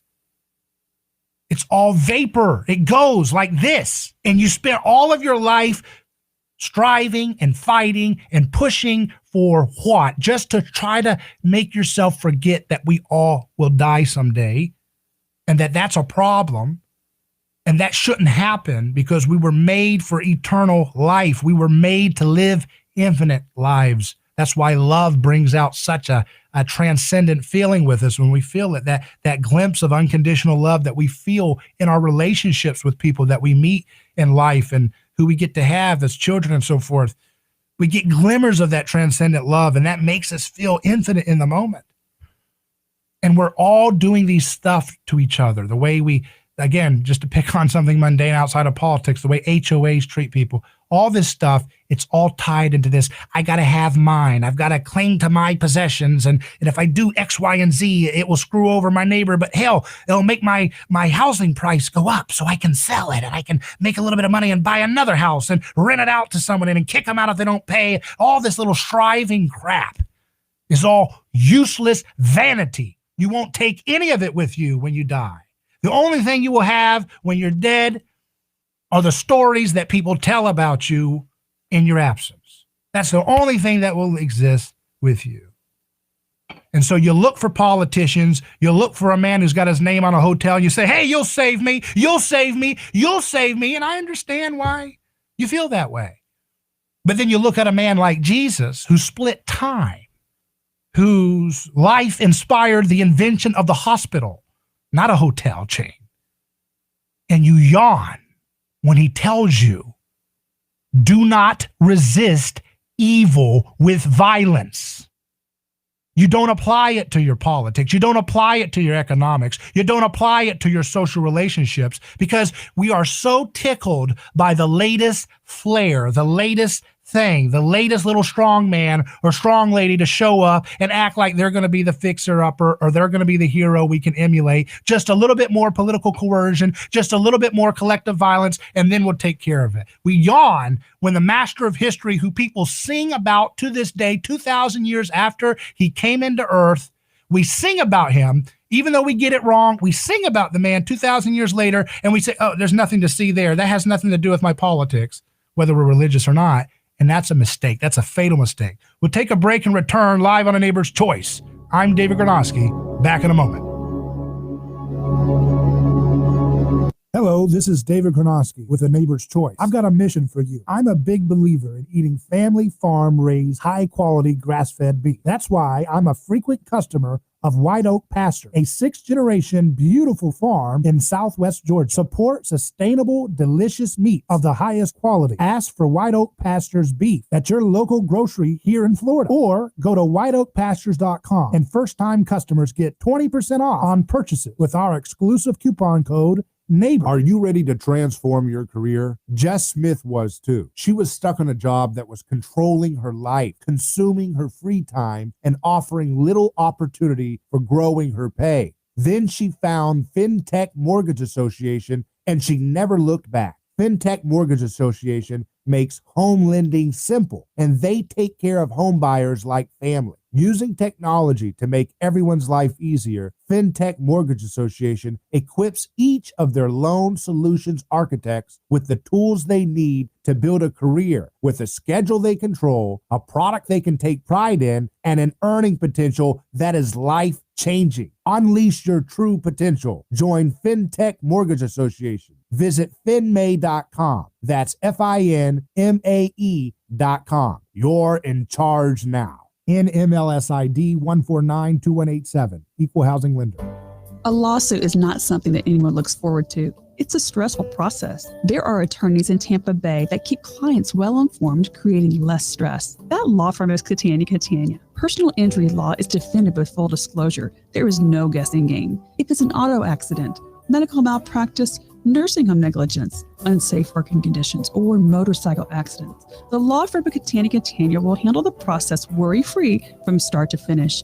Many victims don't realize they have a claim for the loss until they talk to Catania. They only represent private individuals and treat every case as if it's going to trial. Putting families first is more than just a slogan. It's their way of practicing law. It's a commitment to you. Remember, they don't get paid if you don't get paid. So go to Catania.com. Over 28 years in practice. Catania, personal injury, auto, and motorcycle accident attorneys. Catania, putting families first. Office Tampa. Not attorney spokeswoman. You can't have a fresh outlook on the new year if you're staring through a chipped or cracked windshield. Autoglass America will fix it and give you up to $150 cash back to help pay holiday bills. With qualifying insurance, we'll come to you with mobile service and install a premium quality replacement with a lifetime warranty at no cost to you. Get a great outlook on the new year with a new windshield and New Year's cash from Autoglass America. 813-96-GLASS. 813-96-GLASS.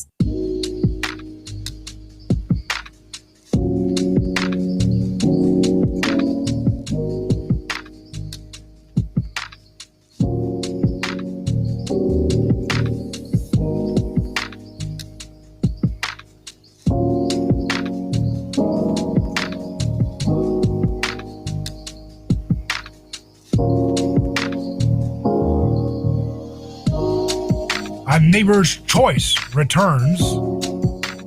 David Gronowski here, your host. So you look at these stories here, and I'll just quote this from the New York Post. The title, it says, Cuomo accused of pressuring female reporter to eat the whole sausage in creepy video. So Governor Andrew Cuomo challenging a female journalist to eat the whole sausage in front of him at the 2016 New York State Fair has resurfaced on social media amid allegations the governor sexually harassed former staffers. So you look at that stuff and you say, okay, why can't Governor Cuomo and everybody else tell us to quit all the seed oils? Stop it. Stop. We are tired of the nanny state stuff. We're tired of these people telling us what to do. And then when they have the audacity to tell us what to do, but they don't even have an ethical or scientific background for what they say, it's nonsense. It's a joke. Cuomo is a child. Why do we have children representing this country? Why are we placating this on both sides? I don't care about that stuff. Why are we placating? Why are we moving our whole frame of what we call change and progress and justice and protection from viruses to this pathetic, childish joke called politics? It's stinky. It's embarrassing. This is what we have to deal with, these clowns? And they're no worse than the rest of the world. That's what I'm trying to tell you. That politicians are scapegoats. They're not monsters that are particularly worse than anybody else. Politics does attract the worst psychopaths in the sense that when you're playing for taking everybody else's money that you get to extract by force, and then you get to throw it at all these problems without even seeing whether they're actually based in reality, based in science, that is pretty psychopathic. And that will attract those kind of moths to that flame. But at the end of the day, we have got to see that this whole media matrix of what politicians do and say and who's the good one and who's the villain, and 1 minute Cuomo's a hero by the media because he's battling the designated scapegoat Trump. The next minute he's gone because he has to clear the path for another little scapegoat god to be brought up from the media. All of it's nonsense. All of it's a waste of time. It is destroying our neighborhoods. It's destroying our health. It's destroying our relationships. We have to be done with this political nonsense. We've had enough. Our families deserve better than this garbage.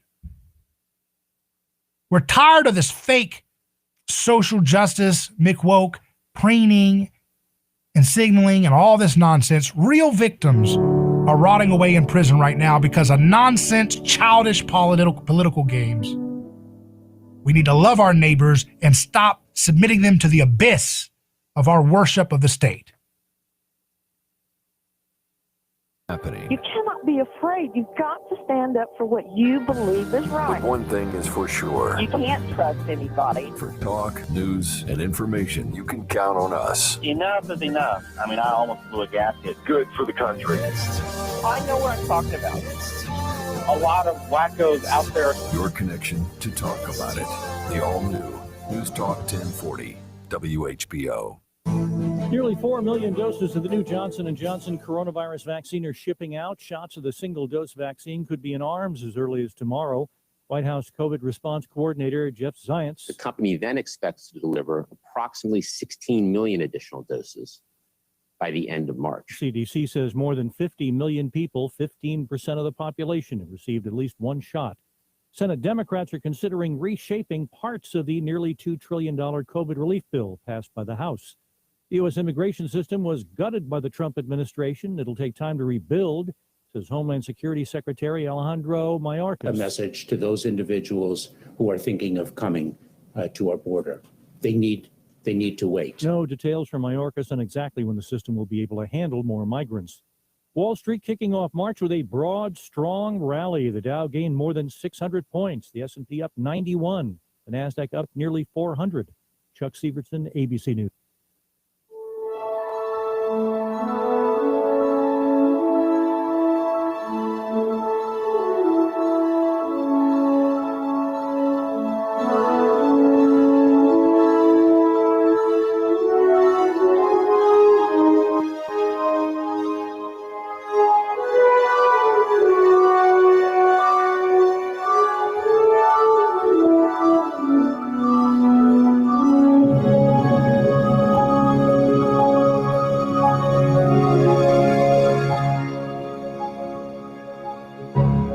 David Granoski here. Your return to A Neighbor's Choice begins. You can email me hello@aneighborschoice.com. If you're listening on podcast, make sure you write a review and rate it and all that good stuff that helps spread the word to many other neighbors just like you who are looking to reclaim their dignity with a proper news source where we can actually talk about things together instead of just preening and all that nonsense. Pick a team and get to fighting. So stupid. What a waste of time. We're so tired of it. And it's so true. No one talks about it. That's why it's so different when I say it out loud. It's just one of those things that continues to plague us, but we have to move beyond it. Here's a story in CBS News. 9-year-old girl dies after being caned during exorcism in Sri Lanka. Police in Sri Lanka said Monday they have arrested 2 people in connection with the death of a 9-year-old girl who was repeatedly beaten during a ritual they believed would drive away an evil spirit. The 2 suspects, the woman performing the exorcism and the girl's mother, were to appear in court Monday to hear charges over the girl's death, which occurred over the weekend in Delgota, a small town about 25 miles northeast of the capital, Colombo. According to the police spokesperson, the mother believed her daughter had been possessed by a demon who took her to the home of the exorcist so a ritual could be performed to drive the spirit away. The exorcist first put oil on the girl and then began to repeatedly hit her with a cane. When the girl lost consciousness, she was taken to a hospital where she died. It's horrible. This kind of stuff happens all over the world to this day. Much of the ancient world was ruled by this kind of stuff. Even worse than that.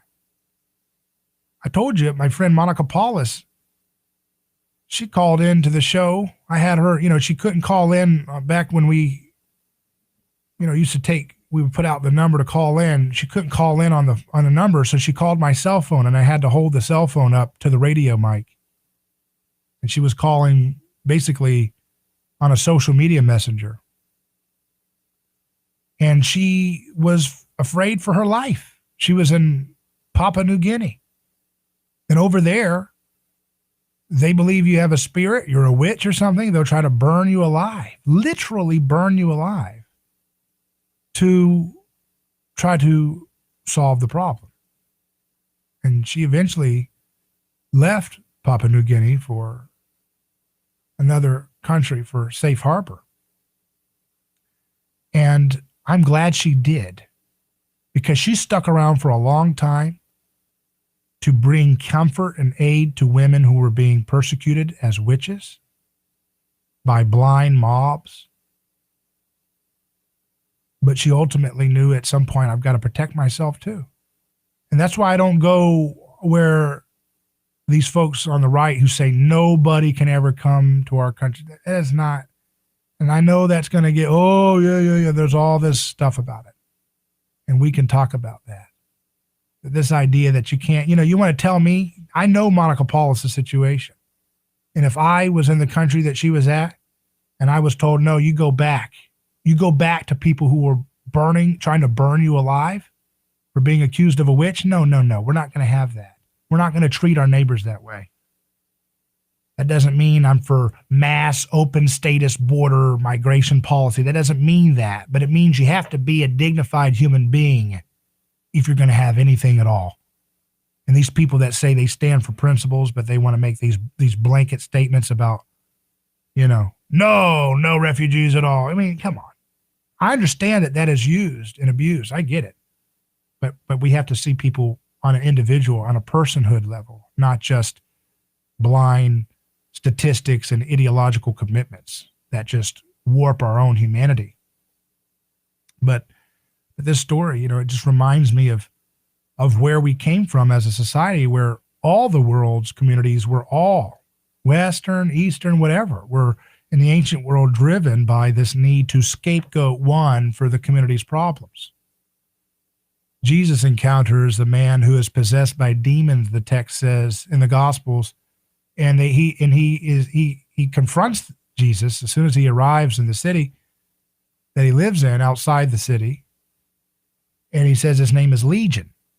And the Legion title was the name of the military unit of Rome that ruled that region in the world at the time. So he was possessed by a spirit of empire.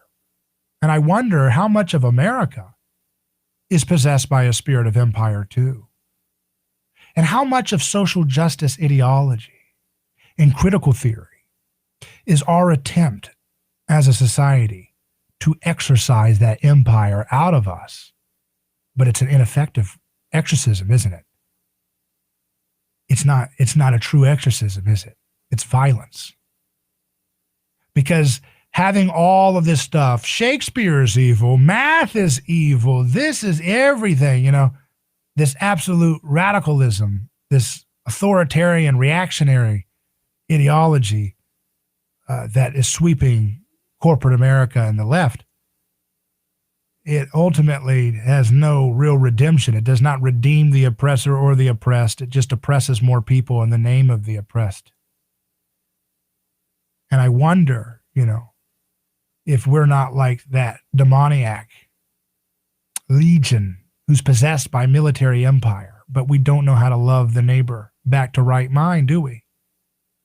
We don't know how to love our neighbor as ourselves. The left, when they look at the right, they say, I don't see myself there. No, I don't.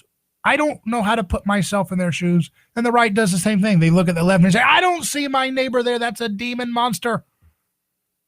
They don't know how to look in their neighbor's eyes and see their neighbor as themselves, do they? And that's why we have the problems we have. That's why we keep doing the same thing over and over and over again.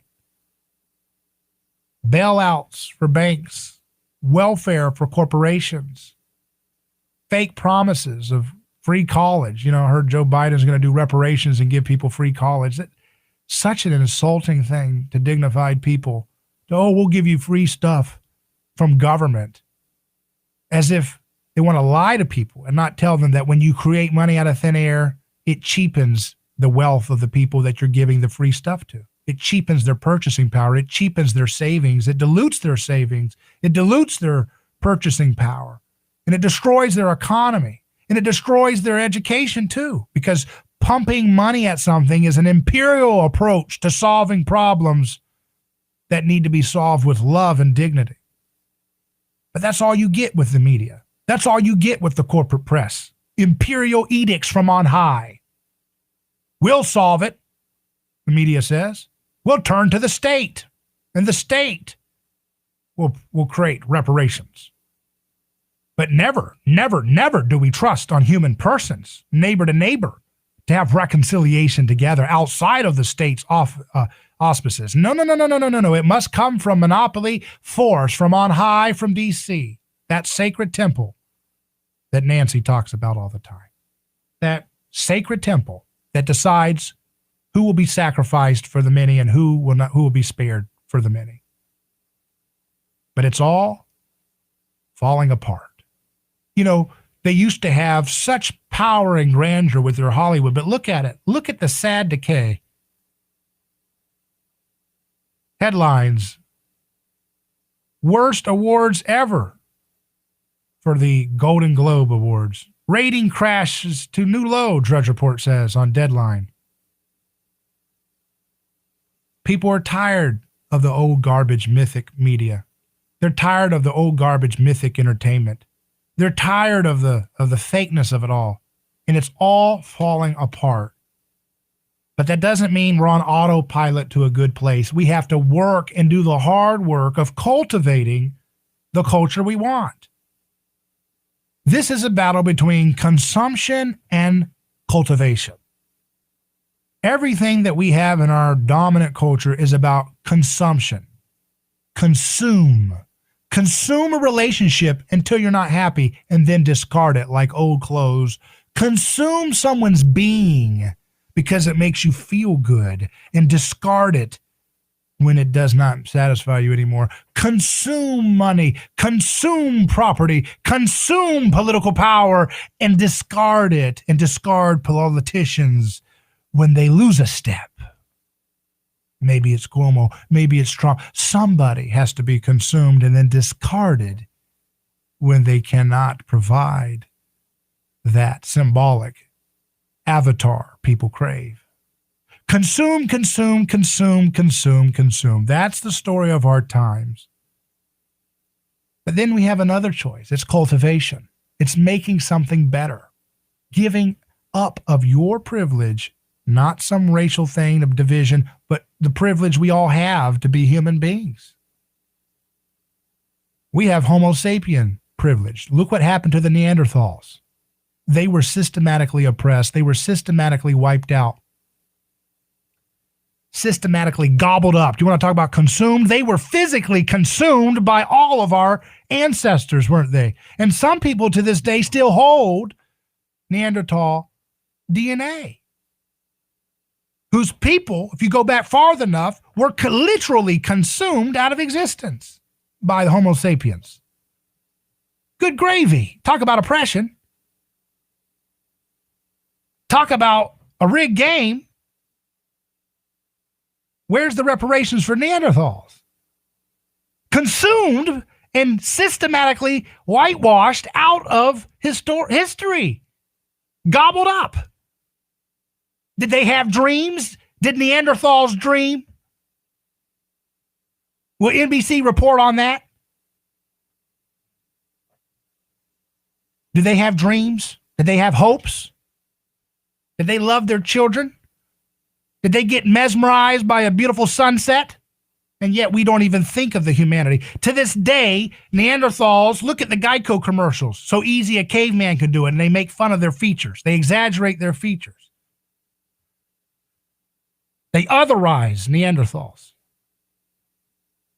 Talk about privilege. That's Homo sapiens privilege. Those were human, those were beings of some sort. And yet what we do is what? We make fun of them. So easy a caveman can do it, and we make fun of their features, foreheads. And we fetishize them. And we make them seem stupid. As if we can speak for them. We haven't heard from the Neanderthals. They don't have a podcast. They don't have a lobby in Congress. What would they say about their intelligence? What would they say about their dreams? What would they say about their paintings in caves all over the world? Beautiful caves, 50,000 years old, some say. I don't know, in France. Go watch Cave of Forgotten Dreams by Werner Herzog, one of the best filmmakers around. Look at those beautiful paintings. What were they thinking? What were they hoping for? What did they want to achieve in their life? And maybe they were violent too. Probably so. But could we see them as ourselves? Or are we all privileged to be human? And should that not give us a level of humility that should humble our approach to using that power and privilege to oppress other people? Should we not take a step back from our decadent ideologies in which we think that we can create a perfect hierarchy where we can rearrange everything into a new world order where all the perfect victim cues will be carefully aligned into a perfect equity?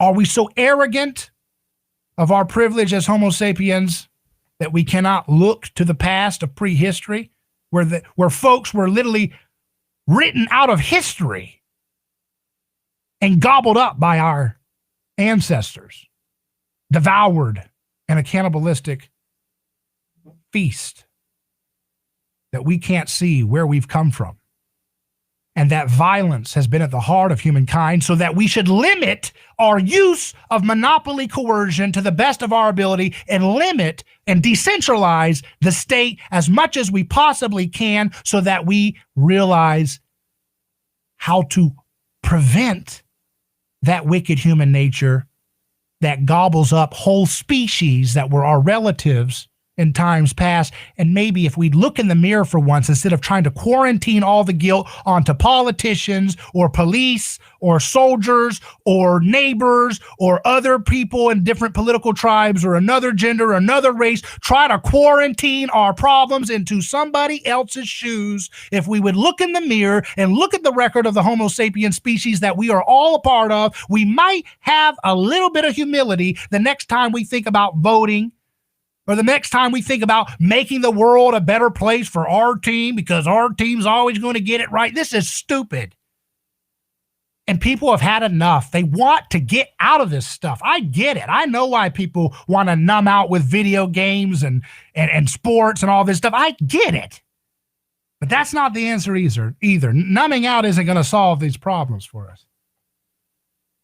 We've got to be able to look at it square in the eyes, look at who we are, face to face, look at our neighbor, see ourselves and our neighbor. Can you see, if you're a conservative, can you see Nancy Pelosi when she was just a little girl? To get to the level of corruption that she's at and just, running around lying and Machiavellian stuff. Look at her as a kid. She was an innocent child at one point. Hillary Clinton seemed to have a rough childhood, I heard. I don't know much about it. Can you see the humanity of Hillary Clinton if you're a big bombastic conservative who's sick and tired of what she did in pillaging Haiti and bombing Iraq and going along with incarceration and looting the public and looting our work and our labor? Can you still see yourself by having solidarity with Hillary Clinton as a young girl scared of an abusive environment that she was in? Can you see the pain of her? Can you feel that? Can you dwell in that and still hold her accountable and still see what she's done has been wrong, but not otherize her, not demonize her, not quarantine her? That's what's required of being a human in this time. That's what humanity has to do. And I'll do my part with this show to try to bring this conversation to fore, but it can't be one person. It can't be one show. It can't be one gimmick. There is no formula. It is the way we are supposed to wrestle with life. That is the purpose of our existence. To wrestle with this evil that we see all around us and recognize how it relates to what we do and who we are and where we've come from. I'm David Gornosky. We'll take a break and return. Hello, this is David Gornosky with A Neighbor's Choice. I've got a mission for you. I'm a big believer in eating family farm-raised, high-quality, grass-fed beef. That's why I'm a frequent customer of White Oak Pasture, a 6th-generation beautiful farm in southwest Georgia. Support sustainable, delicious meat of the highest quality. Ask for White Oak Pasture's beef at your local grocery here in Florida, or go to whiteoakpastures.com, and first-time customers get 20% off on purchases with our exclusive coupon code NEIGHBOR. A lawsuit is not something that anyone looks forward to. It's a stressful process. There are attorneys in Tampa Bay that keep clients well informed, creating less stress. That law firm is Catania. Personal injury law is defended with full disclosure. There is no guessing game. If it's an auto accident, medical malpractice, nursing home negligence, unsafe working conditions, or motorcycle accidents, the law firm of Catania will handle the process worry-free from start to finish. Many victims don't realize they have a claim for the loss until they talk to Catania. They only represent private individuals and treat every case as if it's going to trial. Putting families first is more than just a slogan. It's their way of practicing law.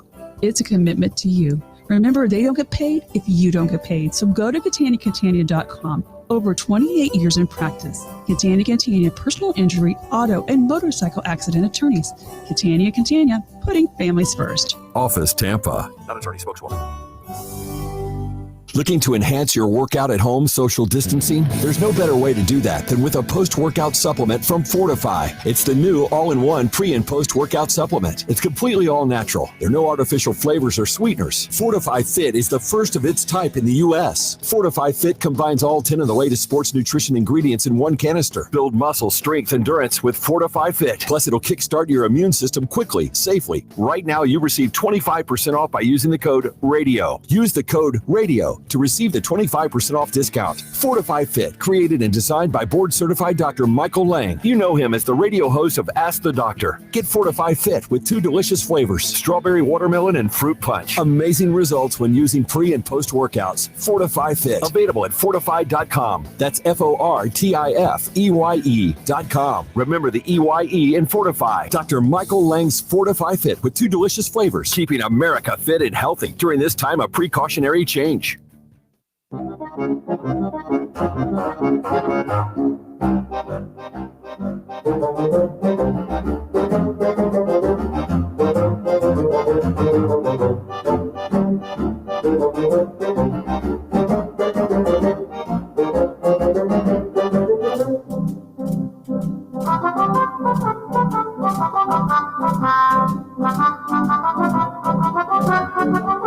So I know for some of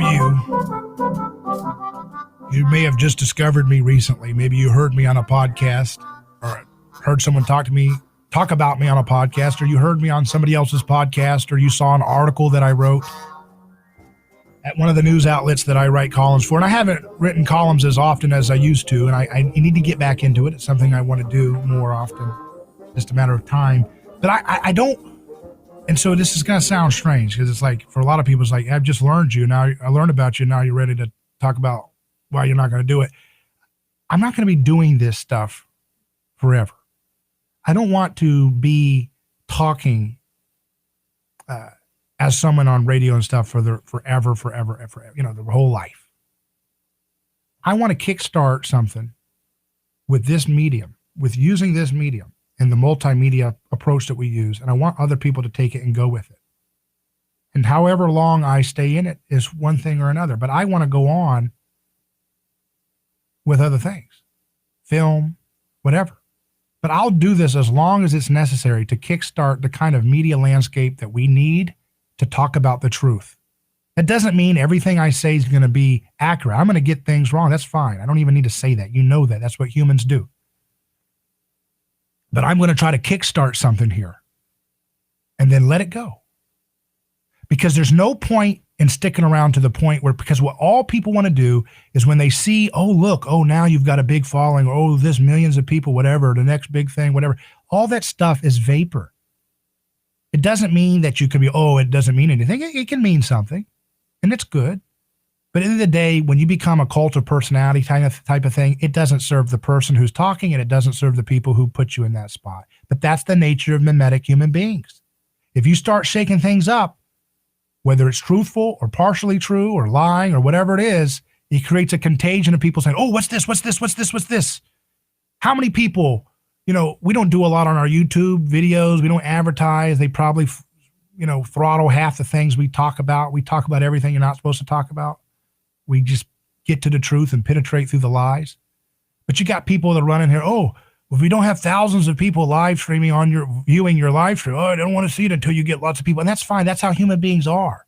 They want other people to join in before they jump on board.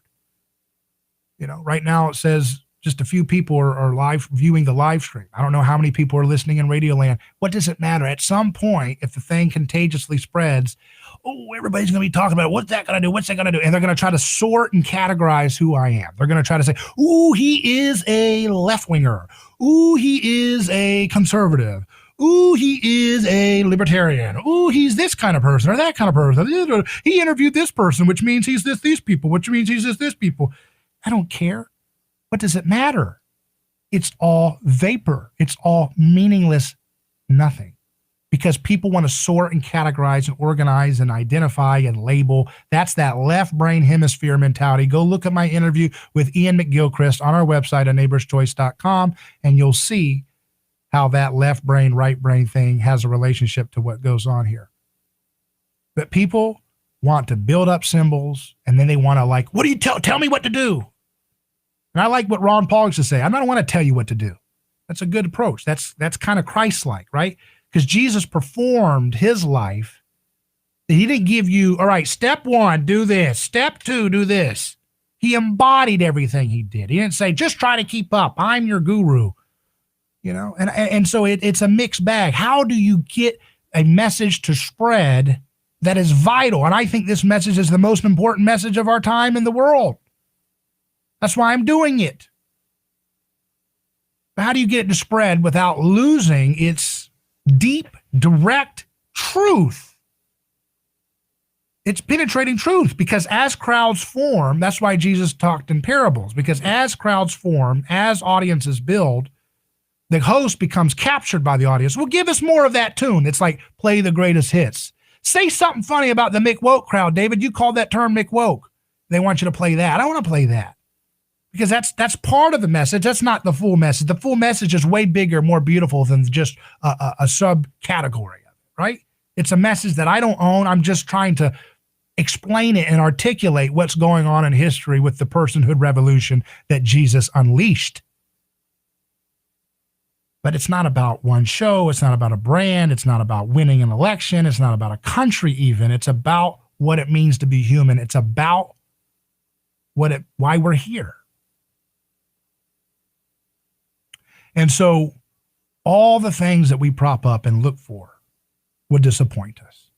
All politicians, all, religious figures and pastors, scientists and experts, they all would disappoint us. But how we live our life matters. And if we love the unlovable, hey, that's a good start. That starts with loving ourselves, because we can be unlovable, can't we? And we have a tendency to not treat people the way we should, don't we? We all do. We have a tendency, human beings have a tendency to take advantage of those who are kindest to us. And that's why nobody wants to do what Christ did, which is to take up our cross and follow him, even unto death. We can't even handle social isolation. We can't even handle thinking for ourselves, much less being a spectacle of humiliation like Jesus was. Good Lord, that's painful. Much less say, Father, forgive them. They don't know what they're doing. Someone cuts us off in traffic. What do we say to them? Jesus was hanged naked, tortured, suffocating. That's the death. It's suffocation, slow suffocation, similar to people's lungs suffocating with the new virus. And he suffers and he dies and he's humiliated. He's naked. Everybody in the town can see him. Totally naked, totally humiliated, totally screwed over by all of his followers who said they'd stick with him. And he says, they don't know what they're doing. Forgive them. The question is, was he efficacious in that prayer?